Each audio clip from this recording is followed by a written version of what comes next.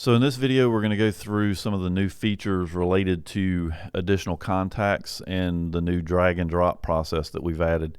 So before we get started with the drag and drop, the first thing I want to do is show you some of the changes with adding additional contact information. So we're just going to go ahead and select to add an additional phone number here.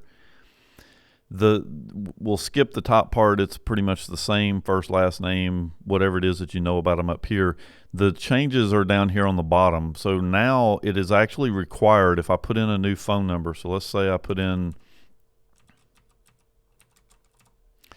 and I want to actually add this to the list of phone numbers for this contact. I'm going to have to click the plus sign here to add it. So we can sit here and add as many phone numbers as we want to this particular person. So let's say this is Bob Smith. And so as I'm adding this, I can add in the phone numbers here. Now, same thing with email addresses. So test@test.com. I can hit the plus sign. Now here we do have some additional functionality. Before it was you were only able to add or select who to email invoices to for this primary contact or for a specific contact in the list. Now we can actually have multiple email addresses linked up to and tell it to send the invoice information and stuff to whichever one we want. So I'm going to go ahead and add that. And you can see here that we've got invoices go here, pay stubs no, and mass emails go to that email address. Now, I'm going to go ahead and save this, and we end up with our list. But when I'm looking at my list, I've realized that I actually have 3 records here for Alan Smith. So what I want to do is I'm going to actually click on this Alan Smith, and I'm going to drag it up here and drop it on top of the top one.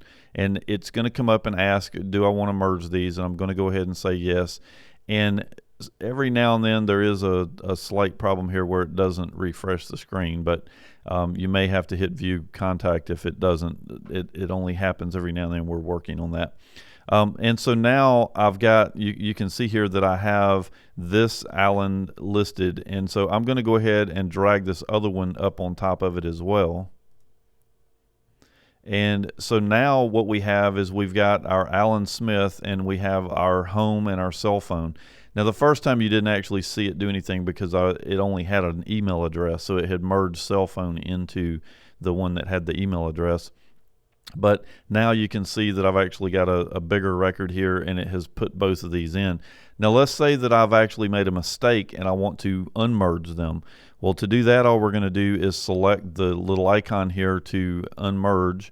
We're going to select the one that we want to pull out and hit the save button. And now you can see that it's actually pulled it back out, being its own record again.